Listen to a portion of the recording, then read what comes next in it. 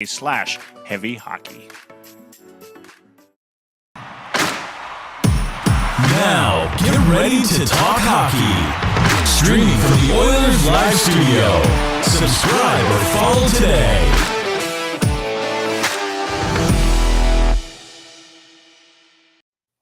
Hey, it's Michael here with another edition of Oilers Live. I always want to say Tuesday, but it's Wednesday and it's the drive home. I've got my buddy and co-host Dash in the park. Dash with me. We're going to take our new listeners and regulars home tonight.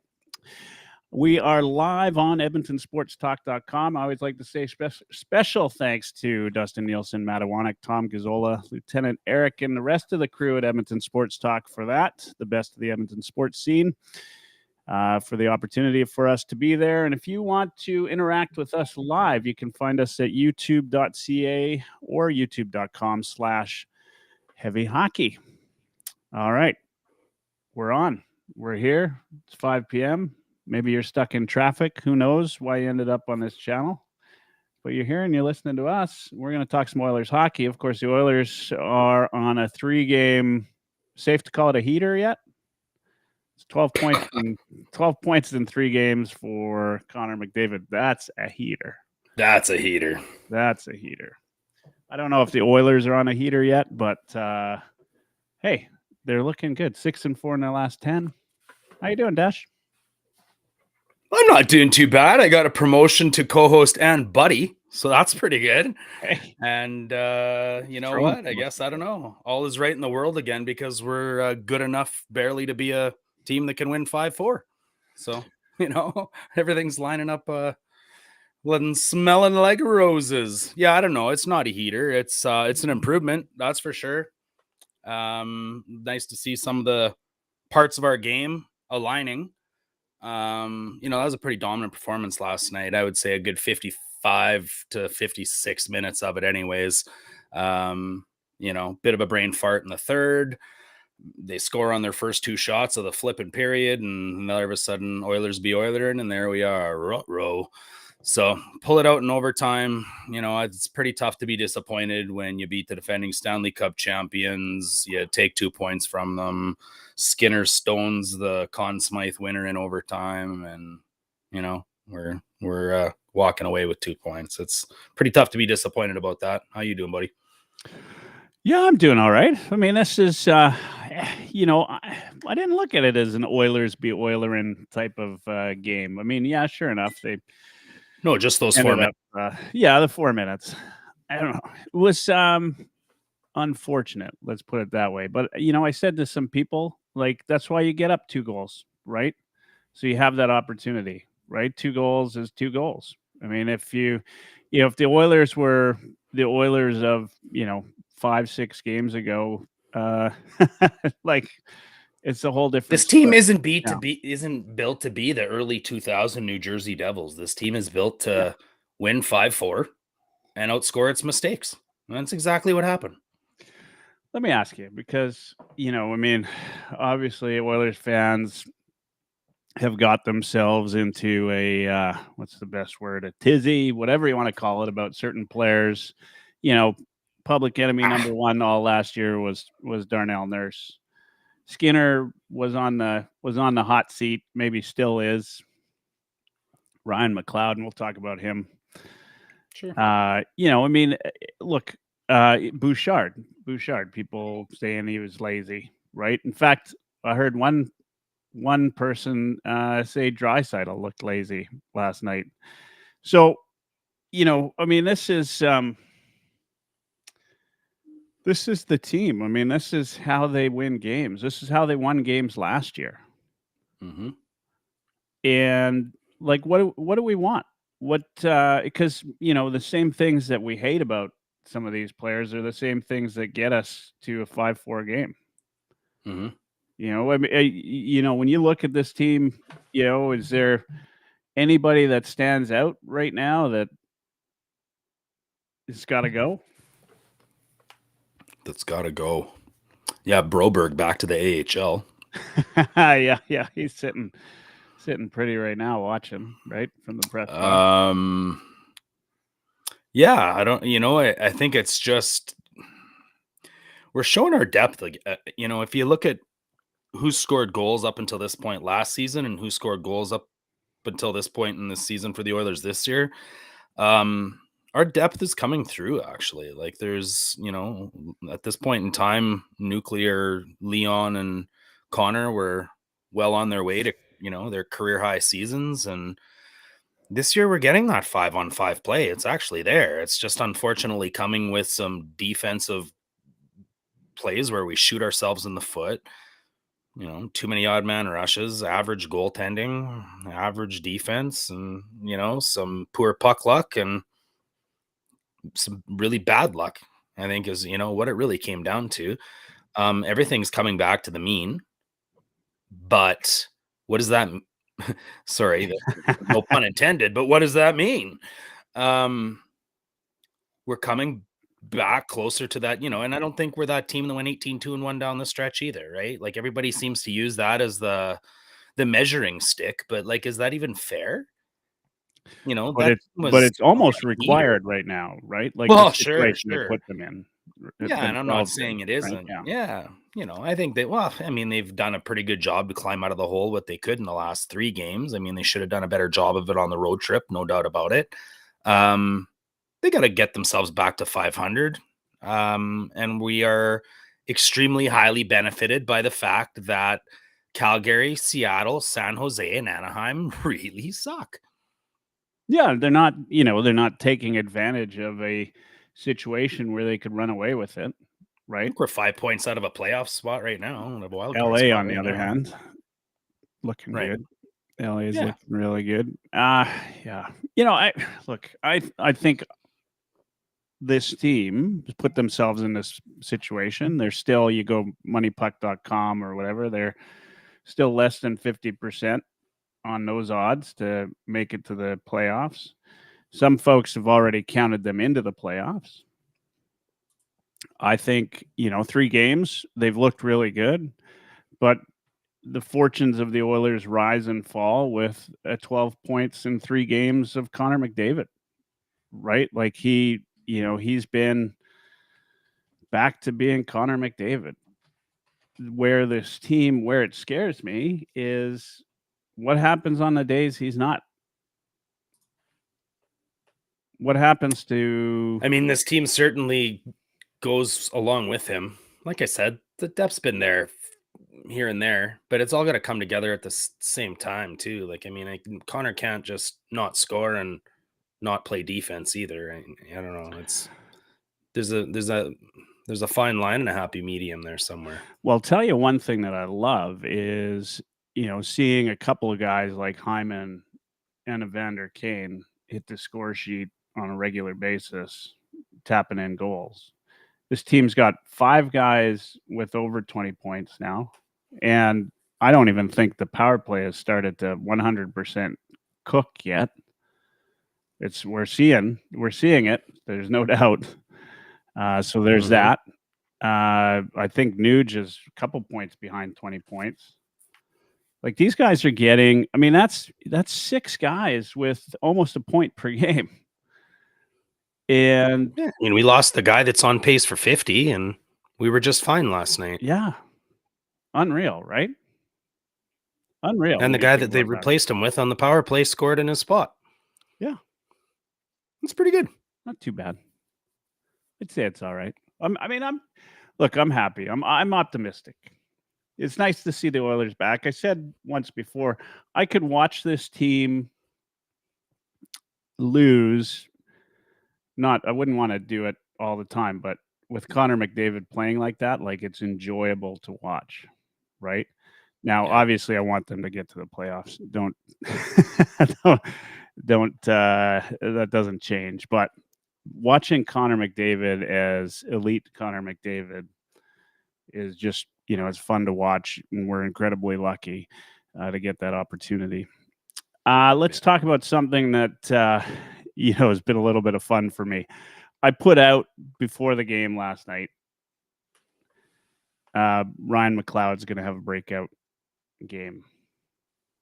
And, want to talk about being Oilering. Oiler fans be Oilering. And all sorts of folks got on there and said, he's a piece of, POS. He's, no good. Bench him. Do this, do that. A few people obviously liked the tweet. Some retweeted it. But very few came to his defense and said, I'd like to see him do well. But there were certainly a lot of negative comments in there. And look, he's close to 40 games without a goal. But the whole reason I put that up was this past week, I've been looking at Ryan McLeod's numbers. Now, there's no doubt this guy has trouble getting into the blue paint, going to the tough areas. I don't think you got to be an analyst or anything to really realize that. I mean, he skates around the around the net more than anybody else in the league. But his possession numbers are good. There's a lot of good things about him. I don't think he's a liability out there. And, when I'm looking at last night, when I was looking at that before I put that out there, I thought, well, this guy's due, right? Like now that, Connor's doing well, Leon's doing well, the team seems to be on the right track. Maybe the pressure's off of him a little bit. I thought, yeah, I'll put that out there. Maybe he's due for a breakout game.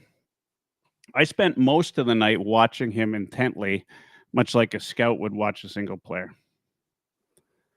And curiosity got the best of you. Yeah. And you know what?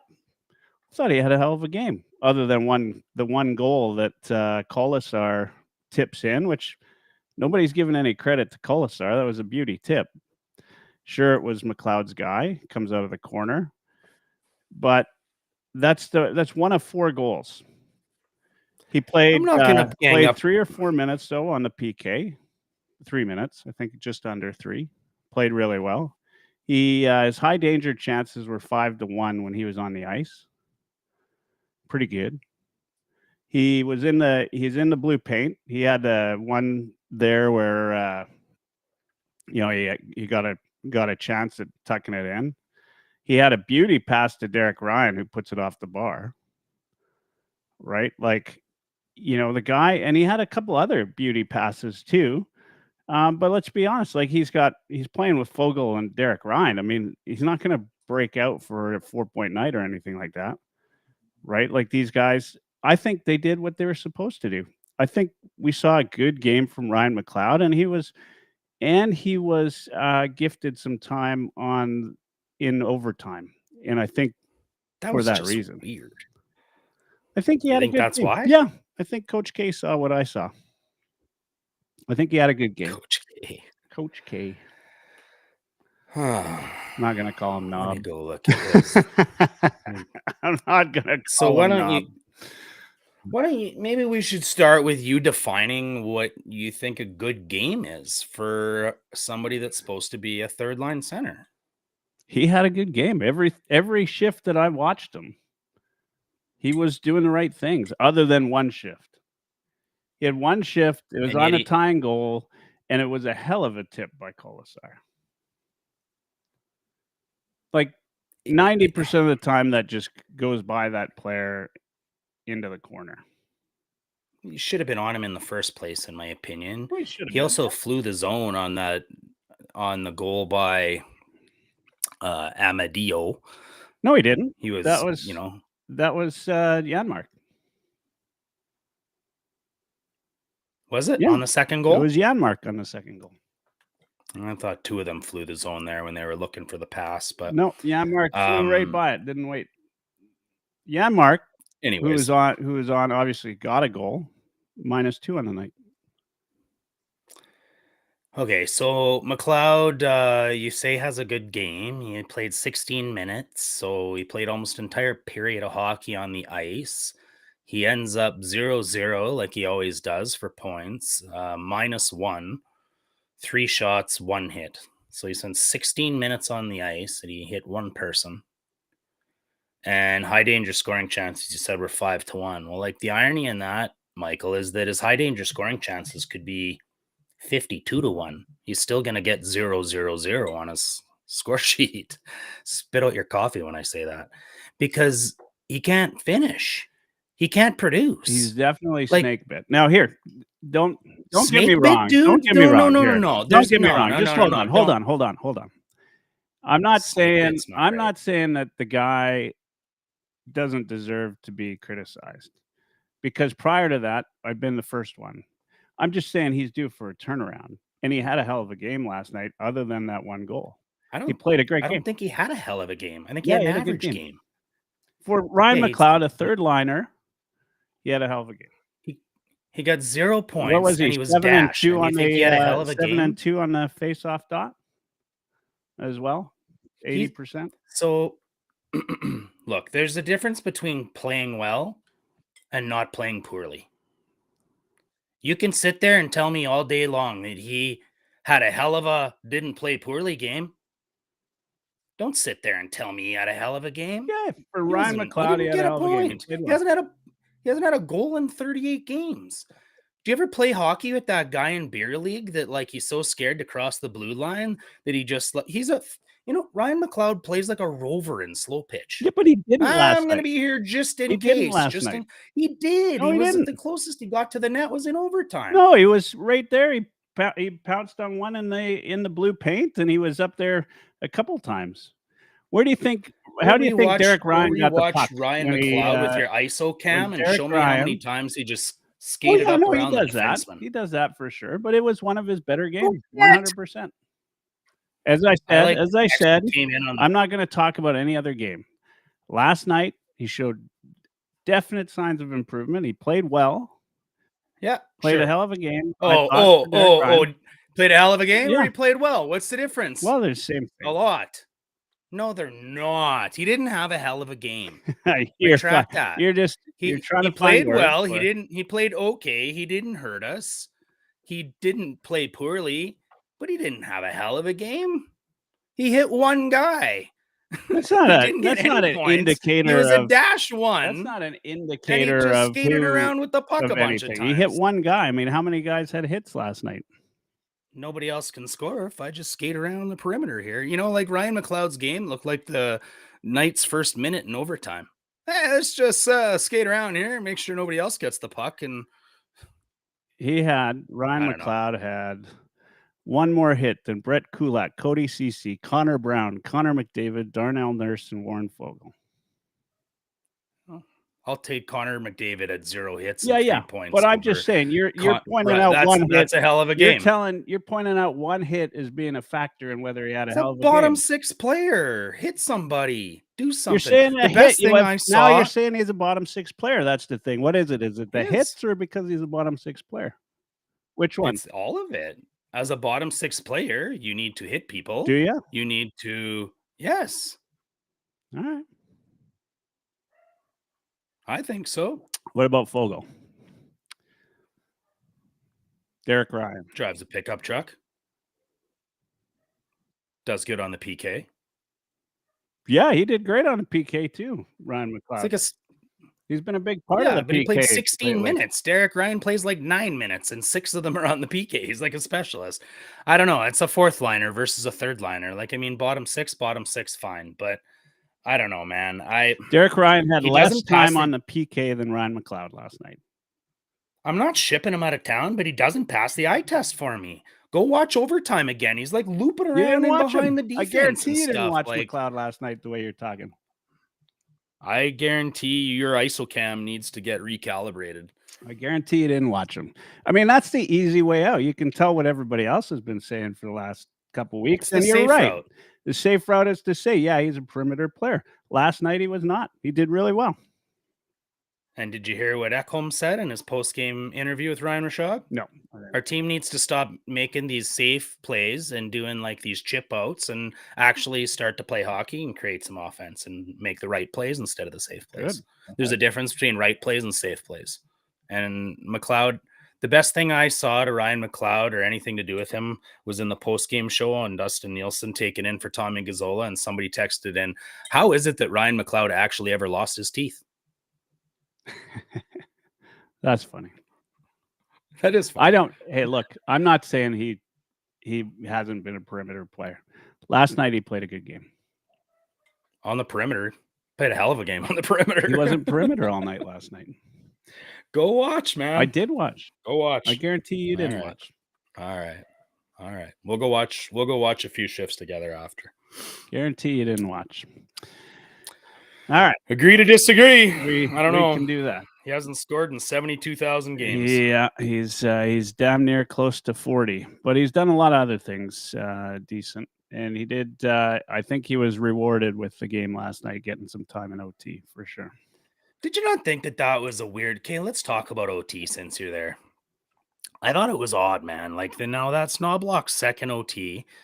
The first time he splits up McDavid and Draisaitl made us all go.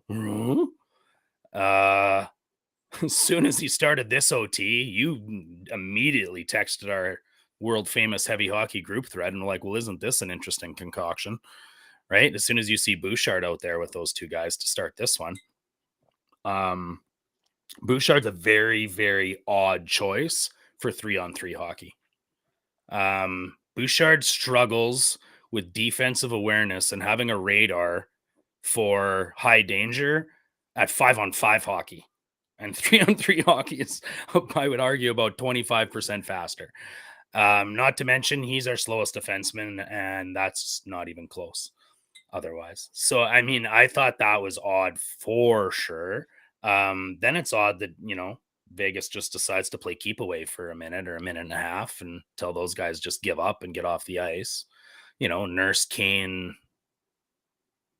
Nuge. I don't mind that combination. Then they throw Connor and Dry out again. Those guys play keep away again. And then Brown and McLeod. Brown and McLeod with Ekholm.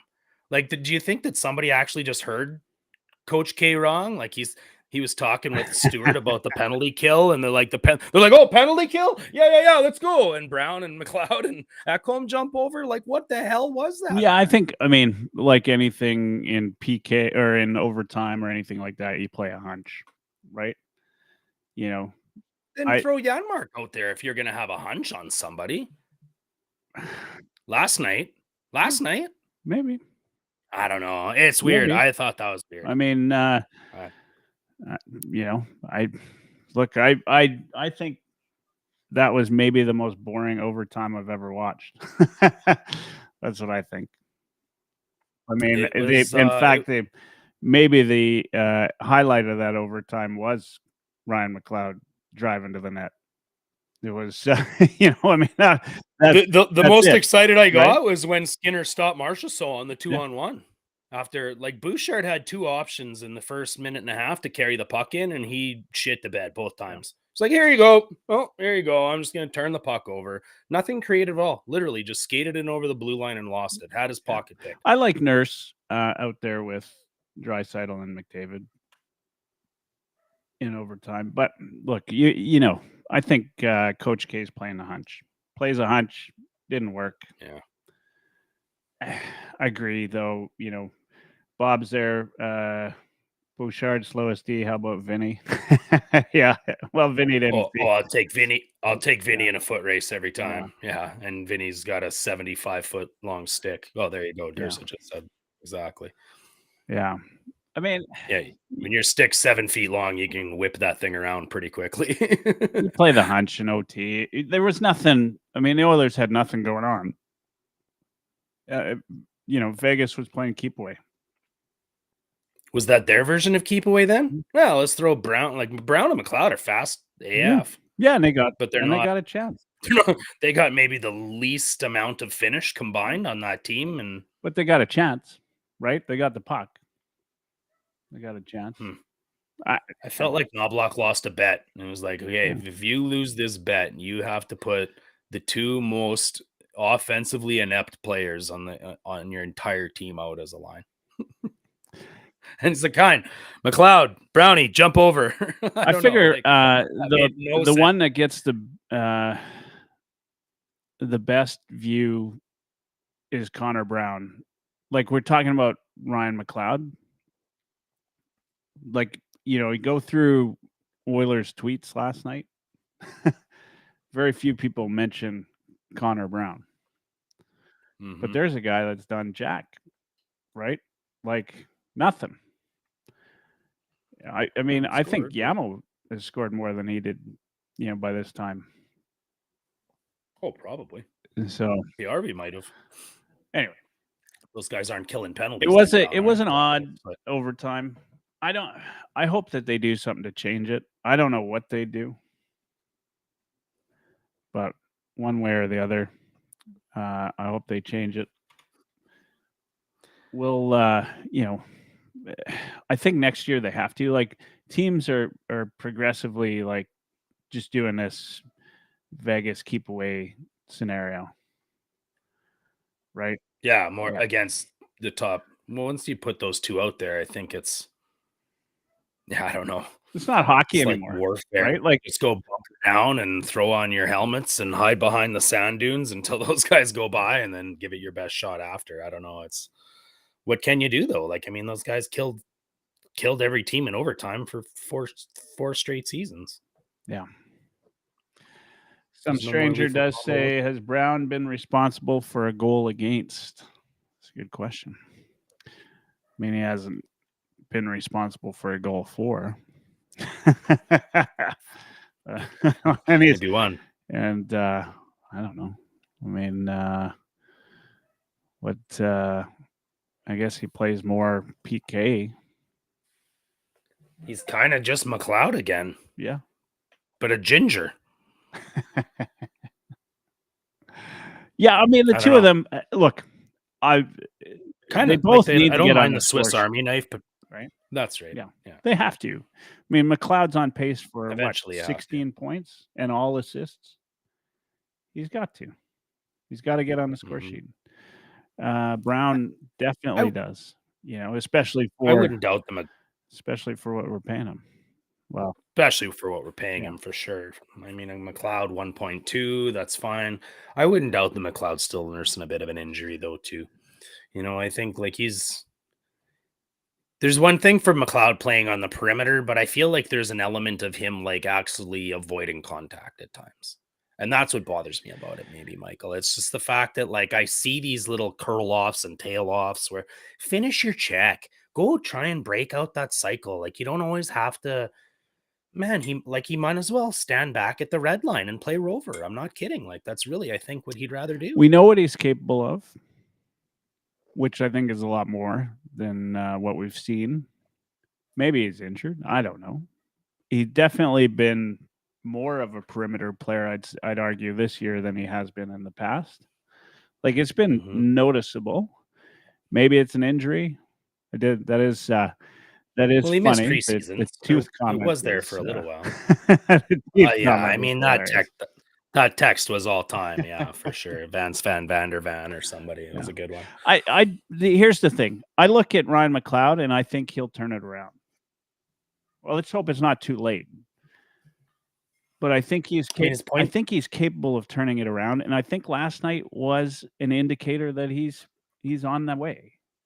Connor Brown, on the other hand, I don't know that I'm convinced. Like, has he sniffed a shot on net yet? How many shots has he got? Wood Guy posted that last year Ryan McLeod was 1.86 over 60 points per 60. Yeah. 5-on-5, which was tied for 142nd among forwards. So that's basically producing at a second line rate. He said this year he was injured early, didn't play a preseason game. Last year he outplayed and outscored the opposition, including elite forwards at the age of 23, and he didn't have much high-end help in doing so. This year he's outplaying the opposition, but getting beat in terms of outscoring because his entire line shoots 1.5% as a group. So you have a player who's outplayed and outscored the opposition as a third line center at 23 years old, and he's scoring at a second line rate. Should you trade him, give up on him? You know, he says absolutely not.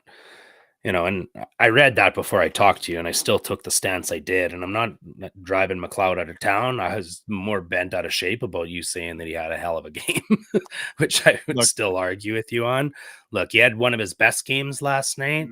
I think he's avoided contact pretty heavily for the last 12, 15 for sure. So I don't know. He the debate continues. He's got stuff he's got to do, obviously, and he's got to hit the score sheet. Maybe it's injury, maybe it's not. When we get back, we'll talk about goaltending, Stuart Skinner, defense, a couple other things. We'll be back in a couple minutes. This is Oilers Live on the Heavy Hockey Network. Friend of Edmonton Sports Talk. See you soon.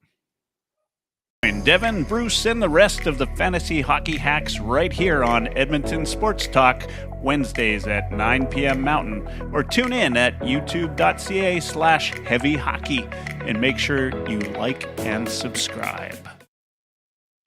Looking for a hockey fix? We've got editorials, fantasy hockey, monthly brackets, and more. Go to heavyhockey.com. Hey, it's Oilers Live Tuesdays, a regular 9 p.m. Mountain Time, now streamed live on edmontonsportstalk.com, or tune in at youtube.ca/heavy hockey. Make sure you subscribe. Oilers Live Podcast.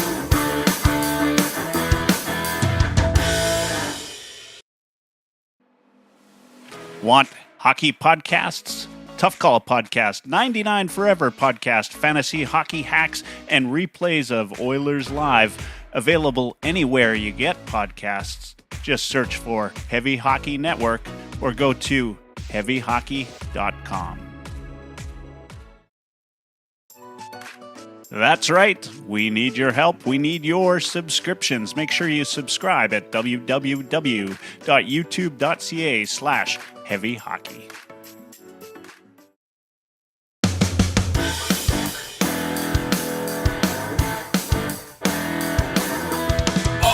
Live Podcast.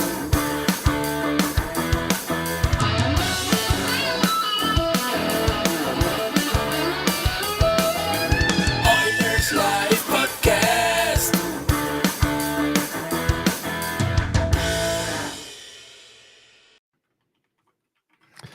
Hey, it's Michael here, Oilers Live.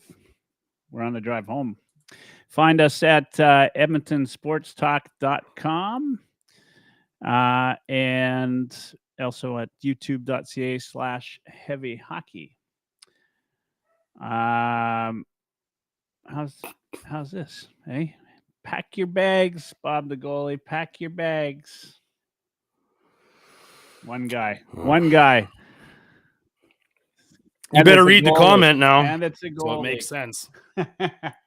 Hey, thousands listening and dozens watching. You better explain now. No. All right, Bob the goalie. Bob the goalie says, I'm with Dash on this one. McLeod has just been okay. He hasn't hurt us, but he hasn't been a big help either. So you're also with me on that because McLeod has been just okay. He hasn't been great. I agree with you. Last game, on the other hand, I think he played well. That's it. Oh, there you go. You got some backing as tough call jumps in, but we all know he's never even watched hockey. That's right.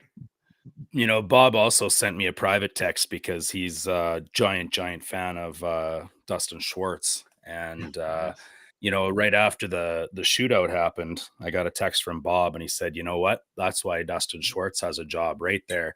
It only took us 2 shooters to win in a shootout, and they both put the puck in the exact same spot. You know what? That's a goalie coach for you right there, isn't it, Bob? For those that don't know, Bob the goalie is a big fan of Dustin Schwartz. Like I said, big fan. President of the Schwartz fan club. Let's talk about Skinner. Bob, you're an employee. You can't unsubscribe. I'm sorry. You didn't even spell it right. Something is sus about his spelling. Unsubscribing. Wow. All right. Let's talk about Stuart Skinner. I mean, I'm looking at this and watching, like, you know, all of these things. I'm looking at every day. I'm looking at team stats. I'm looking at different things. And today I'm looking at the Oilers stats and I'm like, yeah, you know what? I mean, these are not the stats of a team in the situation we're in. And then I scroll down the page, and the best goals against average that we're save percentage we have is an 891, and it's Calvin Pickard, who's played one game. Between Skinner and Campbell, we're shooting around the 875 mark. And then it kind of makes sense to me. And what did somebody say the other day was, not every high danger chance has to go in. Like, yeah. That's what I just said about McLeod. Yeah. It's great that he's 5-1 on high danger chances. It could be 45. All right, we moved on. We move on. Hit forward. Matter. Hit skip on this one. Just thanks for proving my point. That's all I wanted to say. Yeah.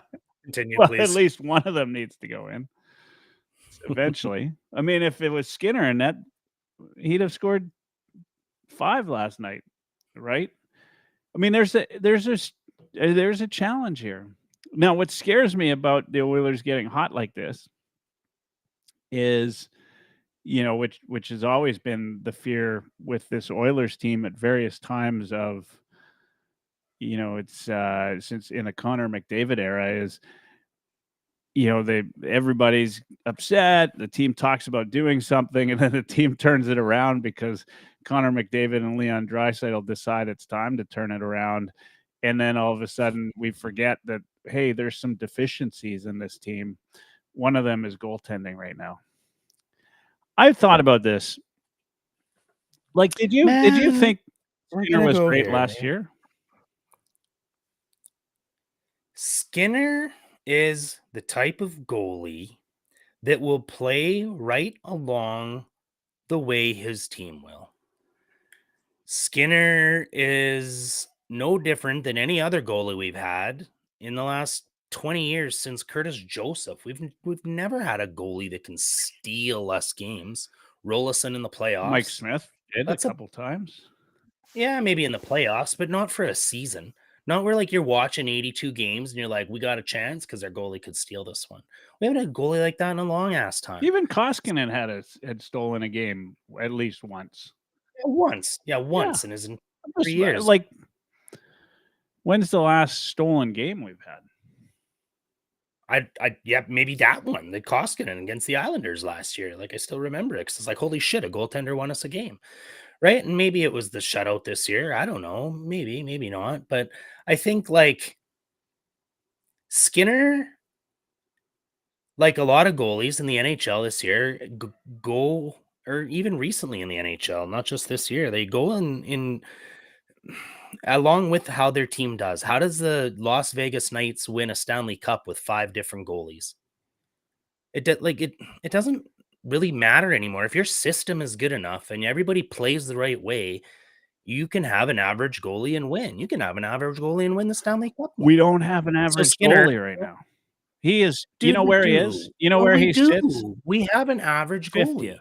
We have a team that is played like a bunch of 50th overall crap in front of him.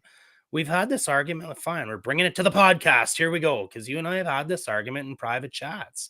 I'm never, the way that this team has played this year, going to sit and point the finger at a goalie.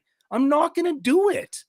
We've had so many odd man rushes. We've had a team that's played like absolute shit. You've got defensemen that cannot control the players in front of them. They're leaving people wide open. They're leaving people there for tips. You don't trust your defensemen. You don't trust your forwards. There's a split in the dressing room. People are fighting about the coach. All of that is part of a chemical formula. All of that. And none of that was going the right way. To sit there and isolate the goalie and say nobody isolated because on this one play and this one shot, he wasn't in the right position. Okay, so goaltending is not a problem. There's 25 things that lead up to that shot before it happens. Goaltending is not a problem. So what is the defense part then? Goaltending is not the problem, you're saying? Yes. Not the problem. You put Skinner in front of the team that Las Vegas had last year. You put Skinner in front of the team that Las Vegas had in the playoffs. You'd have won the Conn Smythe. So Edmonton's the worst defensive team in the league. Oh, they're pretty bad this year, But the dude. worst? Are they the Yeah. worst? As far as high danger chances given up and the quality of them, as far So as they're the worst. chances off the They're the rush, worst or they're giving not? up 2-on-1s, the combination of all of those things, they've absolutely been one of the biggest defensive One of the biggest abominations or this the year. worst? Are they the worst? Because that's kind of what you're saying, right? They're pretty bad. What are you leading to? Why do you want me to say the worst so badly? Well, I mean, Like if the goalie yeah, because the goalie's in 50th? yeah, goalie's in 50th. They're not even close to San Jose. Blackwood's not even Mhm. close to Skinner. Mhm. Different chemical formula. Hmm. Different catalysts, different things that Yeah, involve you the here's the psyche thing is you're differently, that saying involve the goaltending's not a trust problem. differently. You're saying All one goaltending's thing not a affects problem. another, Yeah, affects another, affects 100% it another. affects another. We talked about this. We've Thank you. talked about all that. Thank you. But goaltending is Yes. a problem. So 75 things dominoed to that point where that goalie made a bad play. And 75 things that dominoed for one thing affects another, affects another, affects another, had anything to do with why he Absolutely, they didn't trust all his affect defenseman in that everything. moment, But why he tried goaltending to is a cheat, problem. You're why saying he's on his goaltending's knees, not a why problem. he's You're saying it's goaltending's not a part problem. of the It's problem, 100% a problem. but I am not going to blame them. Skinner is Alright, a good enough alright. goalie. If we start playing the proper system, we start putting Is he? confident games together consistently where he knows he can trust the forwards, he knows he can trust the defense, he knows he can trust the penalty kill, and he knows that these things are going to happen the way they're supposed to. He can play like a better goddamn goaltender. Yeah. I disagree. I think he's a problem. I think 100% defense is a problem. Agreed. It's all a problem right So now. it's not a Like team game? it is a team game. That's what I just So said. then the But defense is you're a saying that problem. The goaltending's forwards not a have been a problem. problem. Injuries have been a problem. Confidence has been a problem. Coaching was a problem. A split in the jersey was a 876 problem. is a And real goaltending freaking was big part of the problem. problem. Yeah. It's a huge You're the problem. last line of defense when there's 75 problems in front of you. So you're going to blame that guy? Yeah, 100% I will. I'll blame the defense too. Then you're wrong. Well, then you're blaming the team. You're not blaming the goalie. If you're No, going to I'm blame the blaming the defense goalie and the too. forwards and the penalty kill and the energy, fine. Then he's part of a problem. He doesn't get the blame. He gets some of the blame. And I'll take that along with you. 100%. That's fine. You can give our goaltending some of the blame. But I'm sick and tired of the narrative of people pointing fingers at our goaltending and saying it's their fault. It's He's bullshit. got to be significantly better. Even in front of the worst The defense, whole team's got to would be be. significantly Like, can you better. imagine if he was on San Jose? Different, doesn't matter. Different It'd be formula. 840, maybe 800 this year. Maybe, maybe not, because it's a different formula. Different things affect different things. It's like just the way that this season has rolled out has been the guy was an all-star last year. That wasn't by accident. Maybe. Look at Logan Thompson. Was an all-star last year. Was one of the 5 goalies that helped them get to the cup. They're out 2 of their best defensemen, and Alex Martinez and Shea Theodore, and he looks like an average goalie again. Oh, how about that? Because it's part of a bigger picture. And they have 2 of their top 3 defensemen out. Look how their goaltending played. Not so hot. Look how it's played since those guys have been out. Not so hot. What happens when they only score 8 goals in 5 games? They lose 4 or 5 in a row. That's hockey, man. It's a team game. It's the biggest team sport in the world. And you can't blame the kicker in football. I don't care. It's his job to put it through the upgrades. Nothing else should really affect that. Go in your bubble and come back out and kick when you need to. A goaltender has to sit there and trust every single person in that team to do the right thing so that he has the confidence and he doesn't cheat. And this team has not put that in front of the goaltending this year. Not anybody. I'll fight anybody on this. You cannot solely blame the goaltending. Nobody solely blames goaltending. goaltending. You keep going on about that as if somebody's solely blaming the goaltending. We But don't need a new 100% you can goaltender. blame the goaltender. 100%. You know it. You've played hockey. You don't trust your goalie, you're going to play differently. Yes, they would, Josh. So tough call. Dash, let me ask you. Skinner would be fine backstopping a better team. Would the Oilers play differently with a different goalie behind them? 100%. Teams will play differently based on the goalie that's behind them. If it's not Skinner and it's somebody else, absolutely. Look how Carolina played when they had David Ayres in net. They were laying out for everything because they knew damn well that like any puck could go in from That's anywhere. a small sample. It's an example. You've played beer league. You'll play. I will play the position of defense differently based on whether Morgan showed up for the Dirty Birds or whether one of our backups showed up for the Dirty Birds. I'll tell you because I know damn well Morgan's going to make the first save. I know damn well Morgan's going to play the puck to me. I know damn well that I don't have to retreat as much. You 100% play differently. Yes, absolutely you would. So when you're worried about your goalie not making the save, you play differently. That's what you're saying.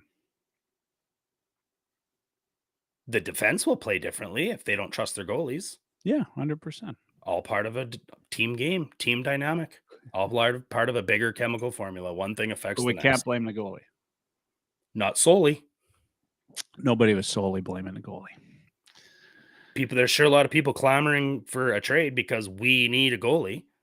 Yeah, but what else are people? What else are people? What are the other people that get yelled at and screamed at in Oilers Nation, in oil country? Who else are they going after? Schwartz. Schwartz, yeah. Schwartz is one. Just saying. That's one. The other one is Bouchard, right? So nobody's just blaming Skinner. But damn right. Even Skinner himself said, I need to play better. Hell of a... Every single person on that team should look in the mirror and say, I need to play better. And they have. But Skinner is not without blame. 100% needs to be better. Not every high danger chance needs to go in the net. He was .852 last night. And Logan Thompson, he was probably 970 until the team took a shit at 55 minutes. No, I think they scored on their first two shots of the third period. He barely had any shots against 27 for the night and 65. Right. Minutes. So take 2 goals away, and what's his save percentage? They don't have that little blip in the third period, and his save percentage is probably 95 instead of 84 or whatever you just said. So does the team in front of him, in my opinion, let him down in those moments? Could he have made better saves? Sure. Sometimes, but I think there's a lot of things that affect where a goalie's playing, how he's playing. How many times, like 2 years ago, were we like, why are the goalies just laying in the crease and laying down? And it's because they had no confidence. Like, that's just where they were at in their psyche in that point in time. So absolutely, you can play differently based on the way everything's going around you. Is it going better? Yeah, and the wins are coming. But we're still 4 goals against and 3 goals against, 4 goals against, 3 goals against. Like, so we don't need to upgrade on D. We do. We need to upgrade on D. That for yeah. Sure. But goaltending, we don't need to upgrade on goaltending, is what you're saying? Nah. No. All right. We don't. Sure. If the perfect guy was out there for the perfect price, sure, absolutely, I'd take an upgrade. But the fact that I know that there is not a replaceable goaltender out there that is going to make a difference, James Reimer, Vejmelka, yeah, maybe. I don't know. Allen, he's no different than Campbell. Montembeault, he's not proven. Like, so this is a guy you want to take Primo, he's not proven. To the playoffs. Skinner? Yeah. That's the guy you want. Yeah. That's the guy I want. Yeah. Absolutely. Right. He's better than anything that the Vegas Knights threw in front of us last year. Well, I'd rather have Skinner than Aiden Hiller. Clearly not. Else that they clearly not. Right? Like if he was, then we probably would have been the team that won that one. So clearly, if we had the D in the system that Vegas was playing in front of Skinner, it'd have been the Oilers hoisting the cup. But we didn't, and they picked us apart. So you don't love our D.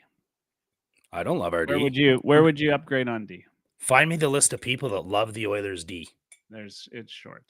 I don't know. It's easier to upgrade on D than it is on goalie. Is it? In goal? Well, I think so.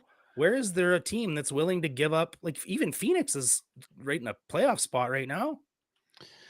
Like who really wants to give up on a goalie at this point in time in the season that is a good goalie that we could actually use? So who are you going to trade out on D? You going to trade out Bouchard because he's no good defensively? I don't know why Broberg needs to sit in the press box. Well, yeah, but Broberg's not. If Desharnais is going to keep playing how he is, then he is exactly what we need. He's been excellent on the penalty kill. He's been aggressive. He can fight. If that's the guy that ends up in the penalty box because of a fight, we're not hurt. He's big. He's mean. He's nasty. If he keeps playing the way he is, Broberg won't get in. And the only time Broberg is going to get in is when we have an injury. And then you're saying our defense is too good to have Broberg on a out there. So who's the guy that goes? You taking CC out? Is that the guy? Broberg. No, I'm trading Broberg.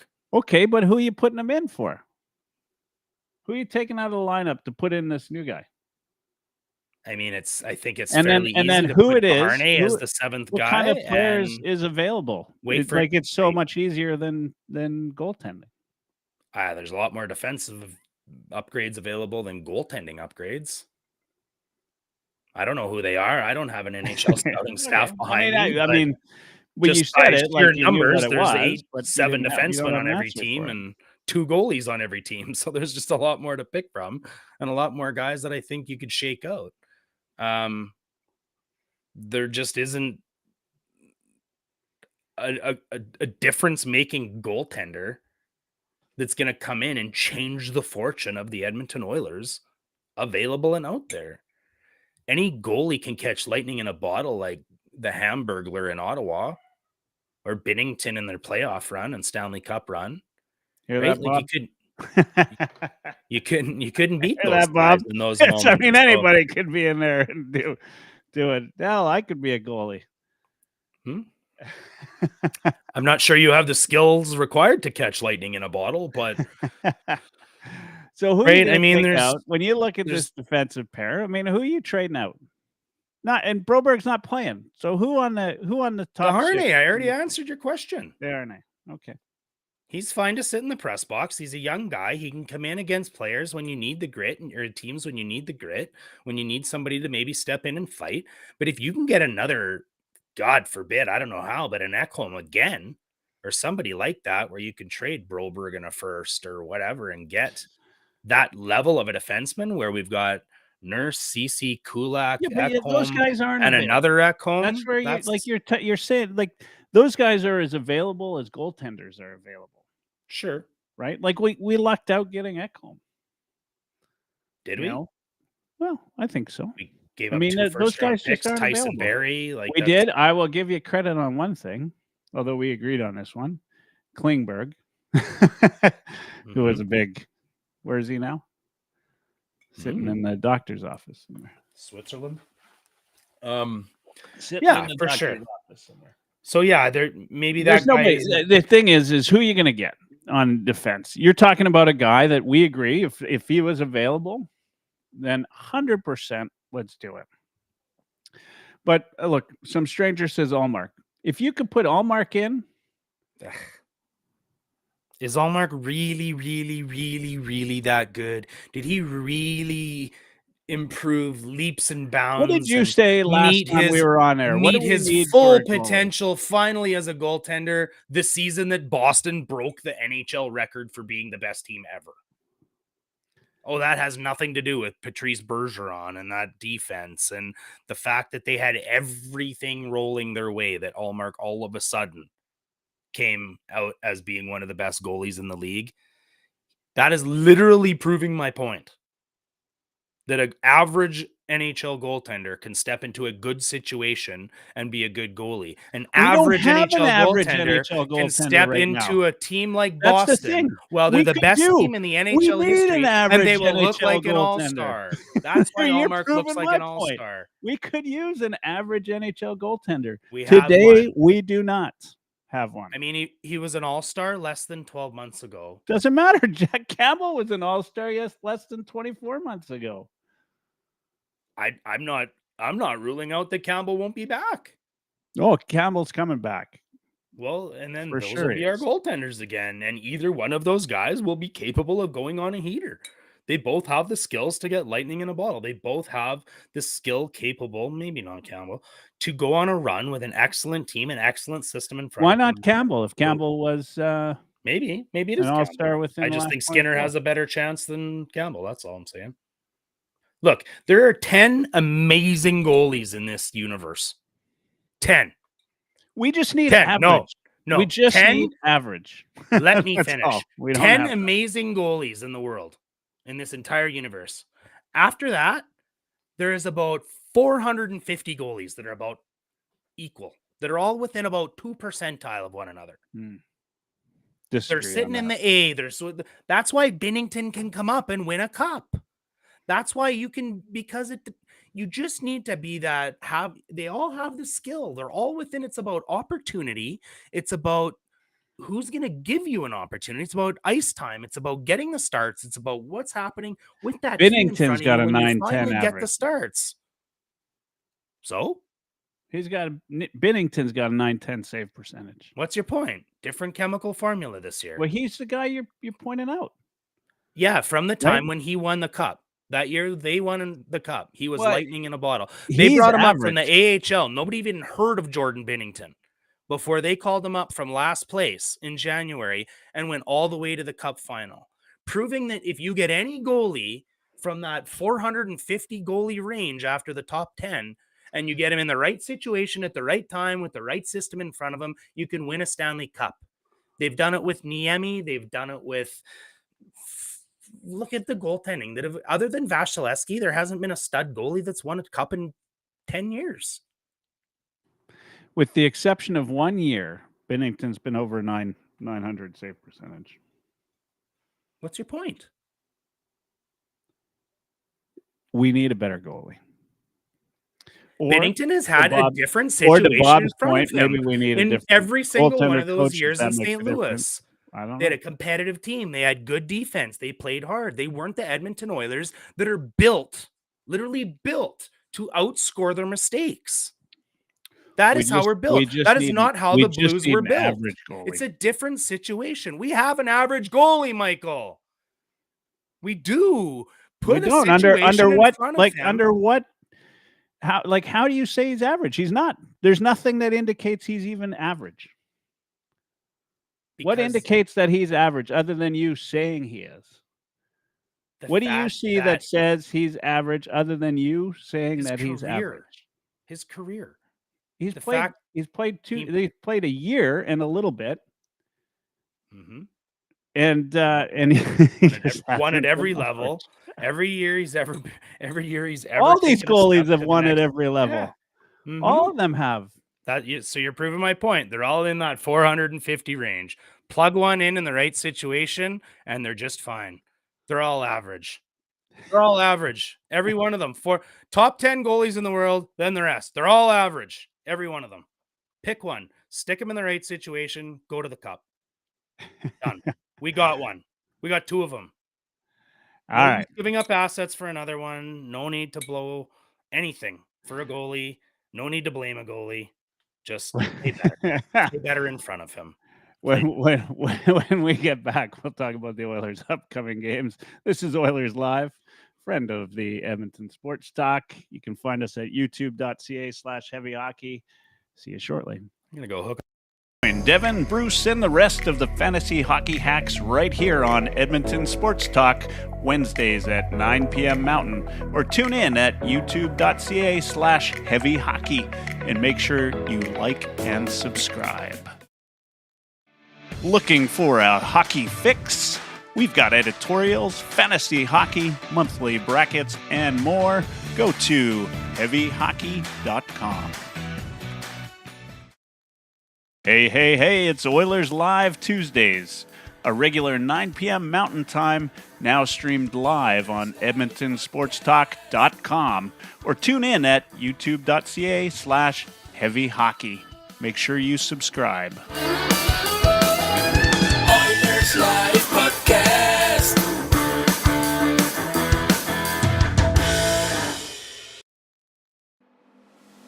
Want hockey podcasts? Tough Call Podcast, 99 Forever Podcast, fantasy hockey hacks, and replays of Oilers Live. Available anywhere you get podcasts. Just search for Heavy Hockey Network or go to heavyhockey.com. That's right. We need your help. We need your subscriptions. Make sure you subscribe at www.youtube.ca/heavyhockey.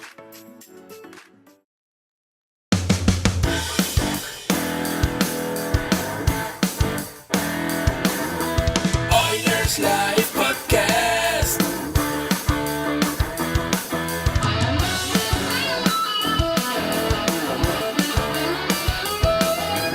Oilers Live Podcast.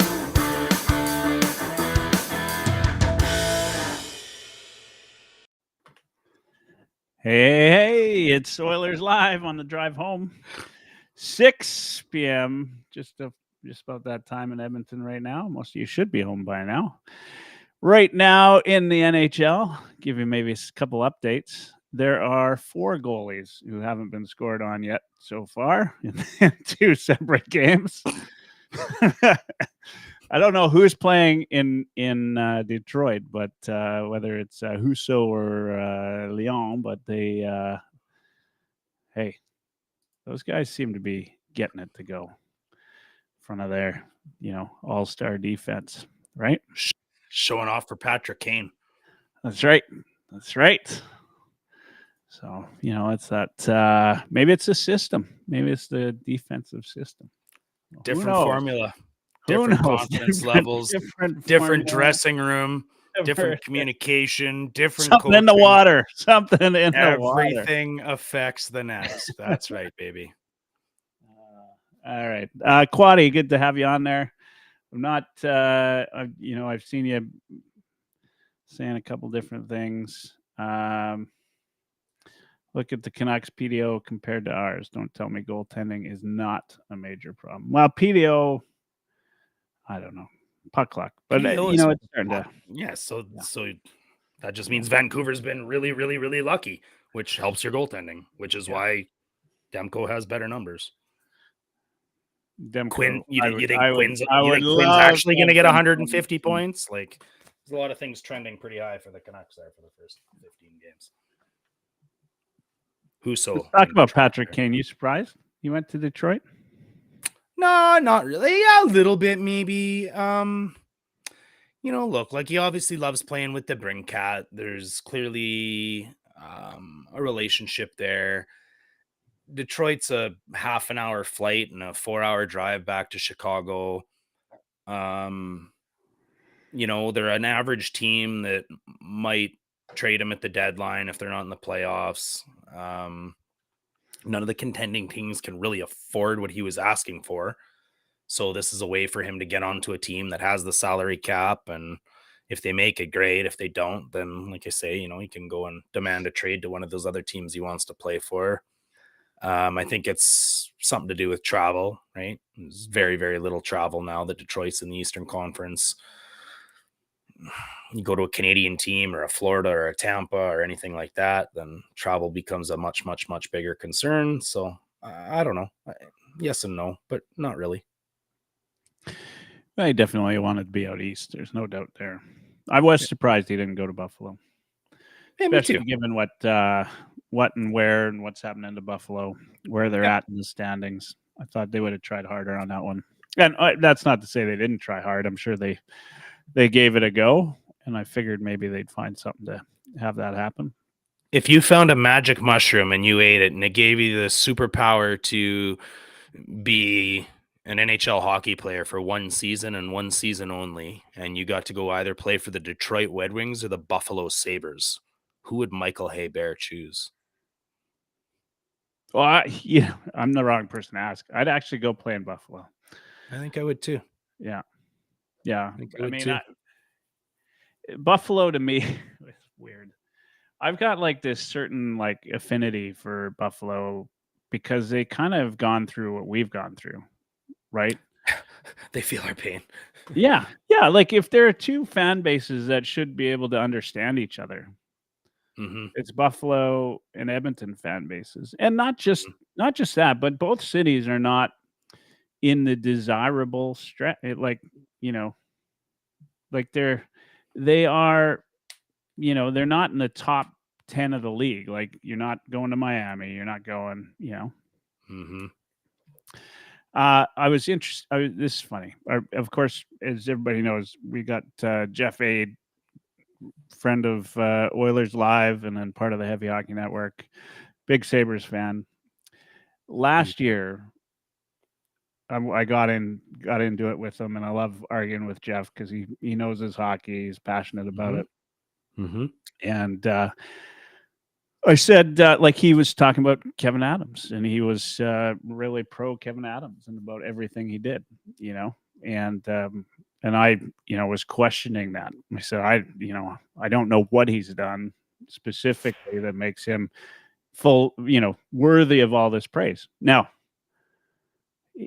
is it possible he could do something? No, I don't know. But anyway, at the end of the day, I mean, just like in whether Kevin Adams is a good GM or not, this is why I love Buffalo.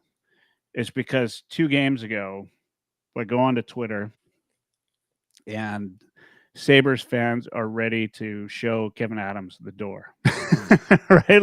Like I've never felt, you know, like we're like brothers, right? You know? Yeah, that never happens in Edmonton. The team's got, you know, problems and has a stretch of bad games there, at least at 500 now, but you know, you know, they're showing the GM the door, showing the coach the door, showing the stars the door, right? Showing the goalie. You love goalies. Showing the goalie the door. Not going to blame them. Yeah. I mean, that's just the way it is, right? Buffalo, really, this Tage Thompson thing, that's just a shit situation, right? Yeah. But they've got some good players. Anyway, we're not here to talk about Buffalo. as much as I love Buffalo, we do feel sorry for them, though. Yeah.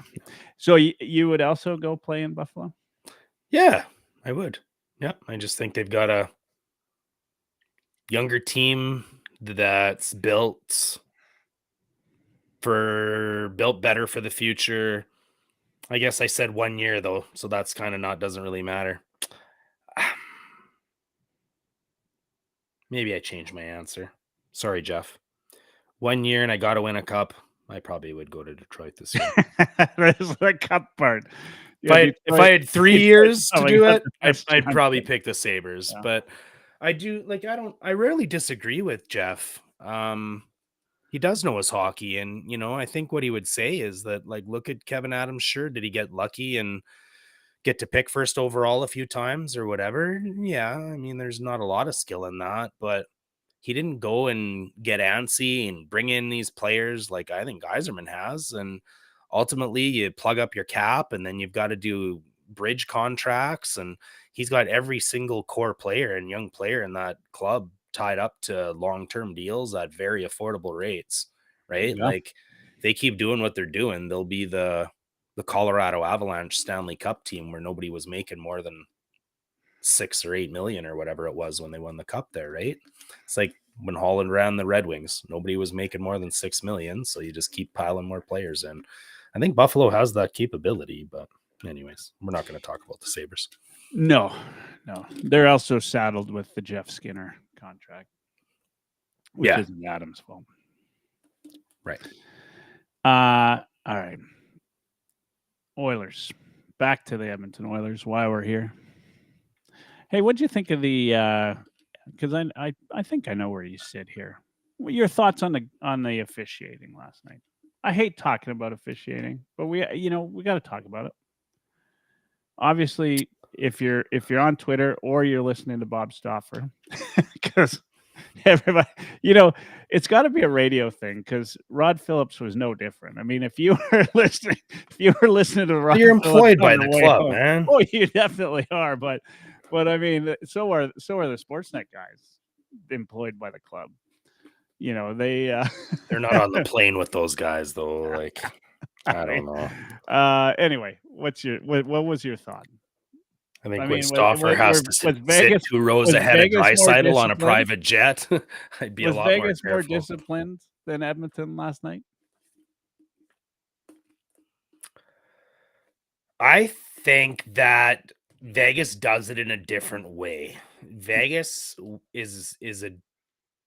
they're like a dirty or little cheap team, but they just kind of keep gnawing at you and gnawing at you and gnawing at you.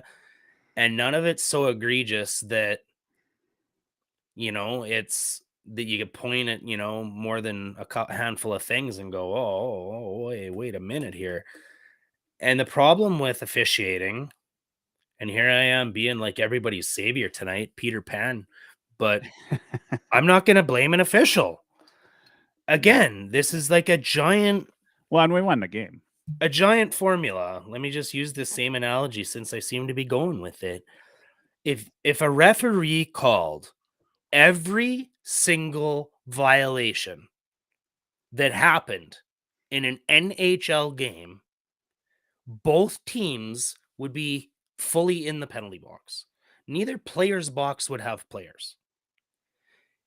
Hockey is far and away the sport that has, if you ain't cheating, you ain't trying, and bending the rules, and you can't make gray without black and white, and rules were made to be broken. And, in basketball, you're backing over, or you're 3 in the key, or you've missed the shot clock. Like, that's static. Hockey, like, they cheat and trying to get closer and closer to line changes. Everything is cheating. Everything in hockey is cheating. So if you're going to call every single infraction by the book on the black and white, 59.5 minutes of a hockey game would be special teams. Therefore, referees have to game manage. It is a nature of the sport. You have to pick and choose under your best discretion which penalties you're going to call and which you are going to let go. You cannot call every single one. So you are a human being that makes mistakes, that is watching the fastest game on earth, where there is nothing but cheating and rules being broken in every direction. And we expect that the refs are going to see every one of these infractions every single time, call them perfectly. It'll never happen. If you don't like it, stop watching hockey. It will be part of the game forever. So, were they more disciplined? I don't know, man. They just chipped away and chipped away and chipped away, and we had a few power plays. They had a few power plays. Look, I love what you're saying. You're right. Hockey's hard to officiate. Every sport is hard to officiate. I mean, doesn't matter. Hockey's the hardest. I don't know if it's the hardest. I mean, I've watched lots of rugby in my life. That's pretty damn hard.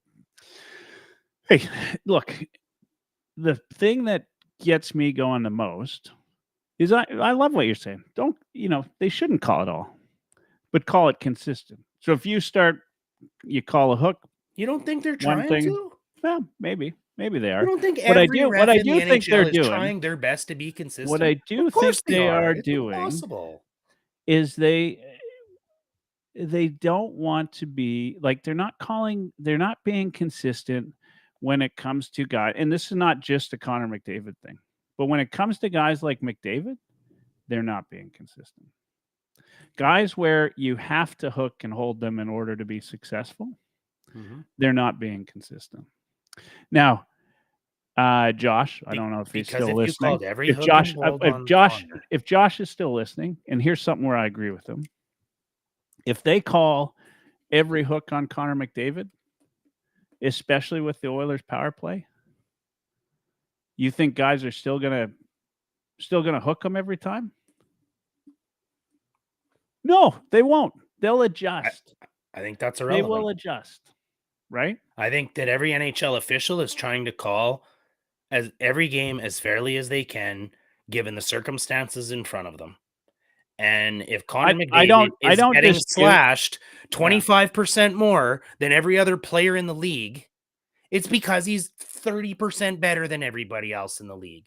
And it's because he's 30% faster than everybody else in the league. And it's because he has the puck 30% more than everybody else in the league. That's where I disagree with you. It's all relative. So no, it's not relative. The other call a slash is a slash is a slash. When Michael Hebert plays hockey, there is about 5 times in a game where somebody does something to him and they could be called a penalty. When Connor McDavid plays a game of hockey, it happens 50 times. You can't give the other team 50 penalties. Yeah, you can. They'll adjust. No. Why couldn't you? You can't. Why can't you? Why does Connor deserve that treatment? Because they're legit penalties. There's legit penalties happening all around him all the time that are of the exact same level. It's just that it happens. It happens, but it's happening to him inconsistently. How can you call against him when it's happening to him inconsistently? It's happening to him more than anybody else in the league. So you lost me on that. Well, sorry. You lost me. I don't get where you're going with that. If you got the puck way more than everybody else, you're going to get slashed way more than everybody else. So a slash happening on Connor McDavid, because it happens more often, you only call half of them. Because there's 200 slashes that happen in a game. Okay. And if 150 of them are on Connor McDavid, you only call half of them. You can only call 4 slashing penalties in a game. And there's 200 a game. So I don't care if 20 of them happen to McDavid or 170 of them happen to McDavid. You can only call 4 slashing penalties in a game. So you know what? Sorry. Connor McDavid's getting slashed 166 times. I couldn't disagree more. Sorry. You got to, if you're calling it consistently, this is, if Josh is listening, this is exactly what Josh argues.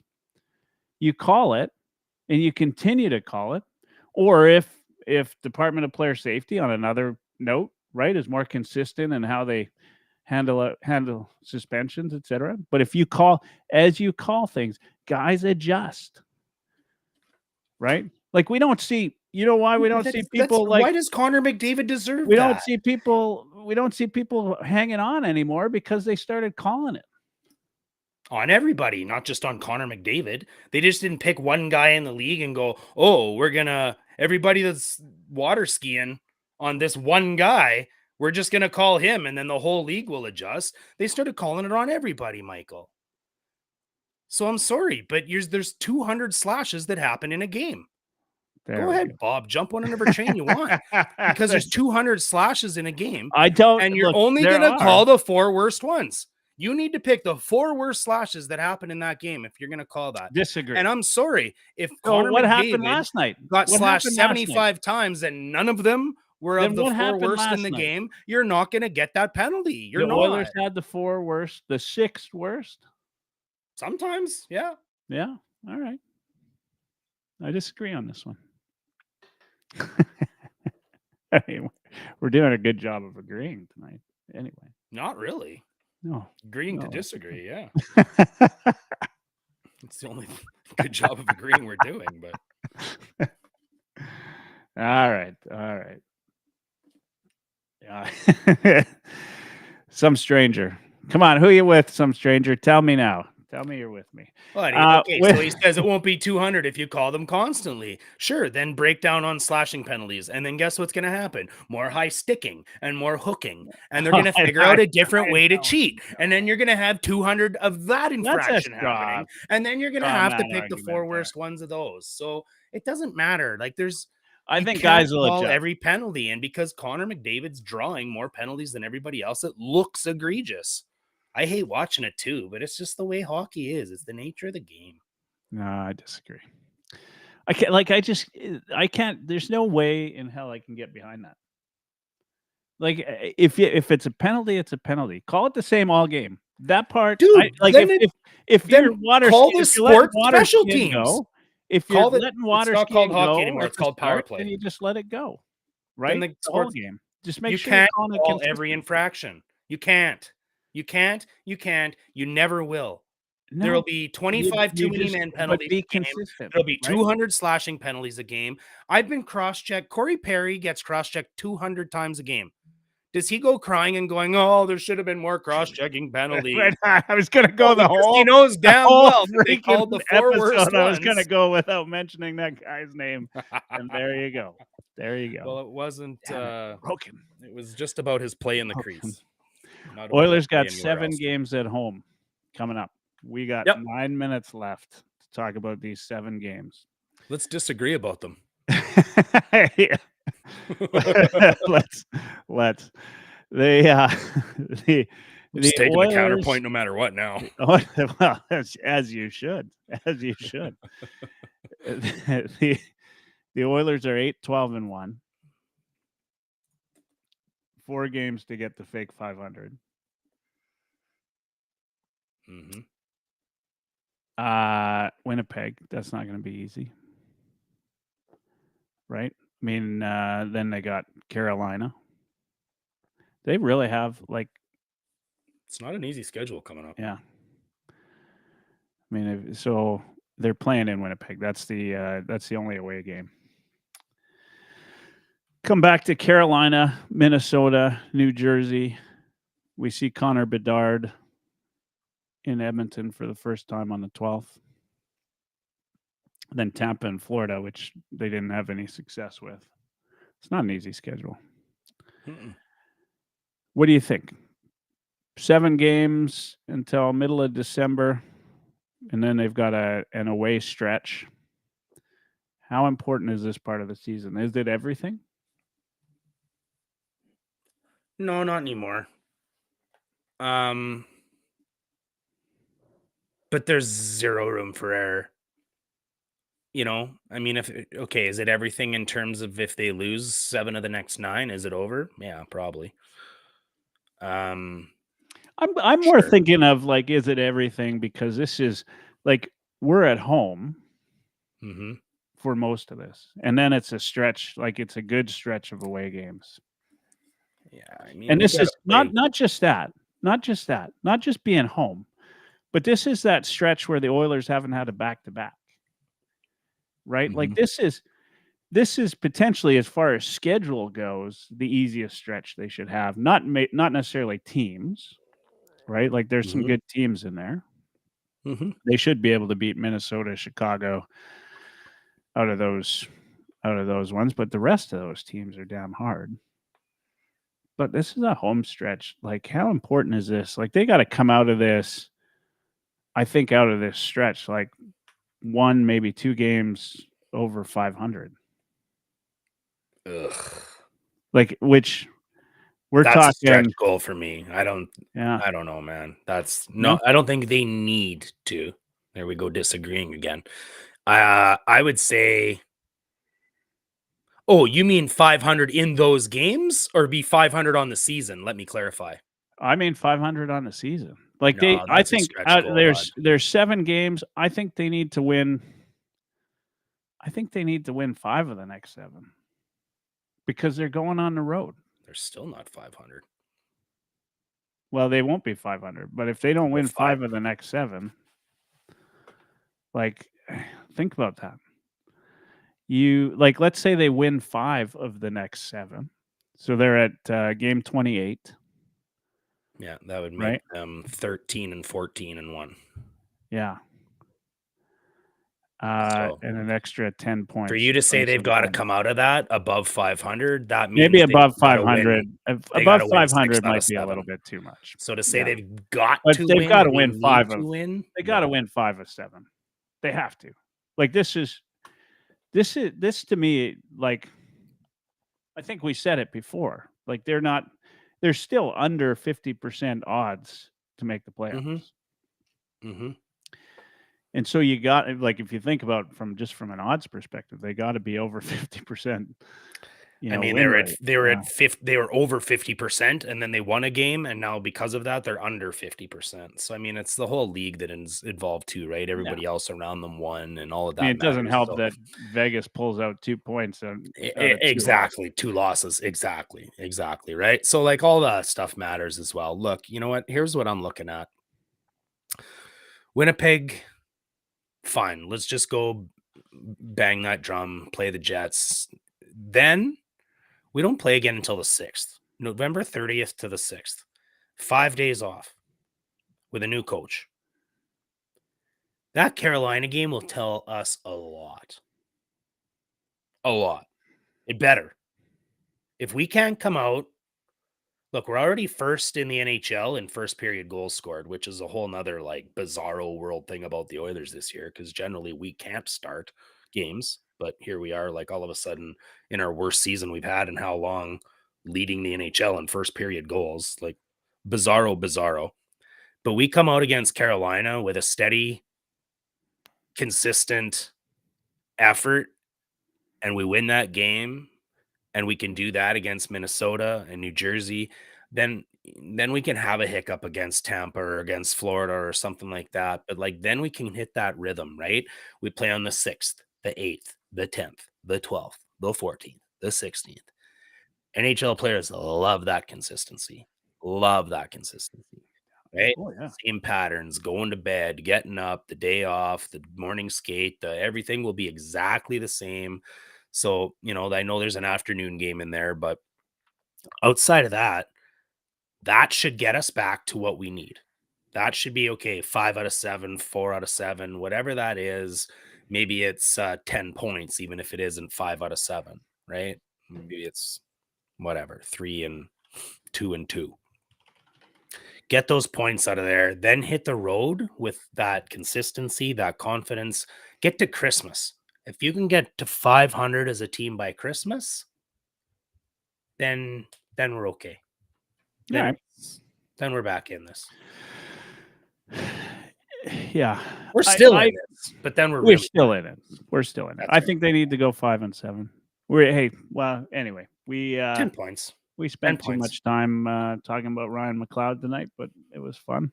2 minutes left in the show. Thank you, everybody, for tuning in. Good crowd. Bob the goalie, good having you on my side for a little bit more than half. Not too bad. I like that.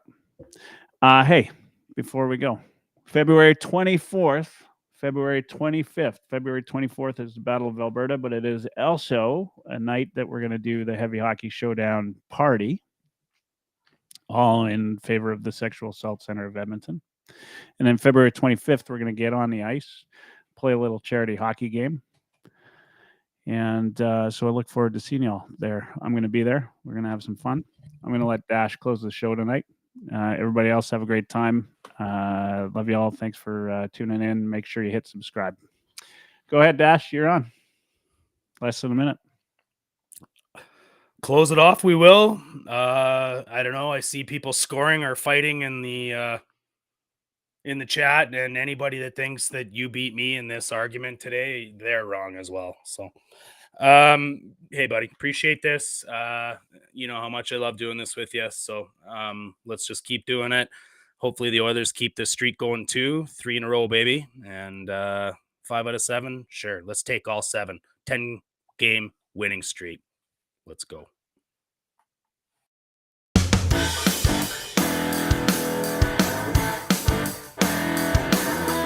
Oilerslive.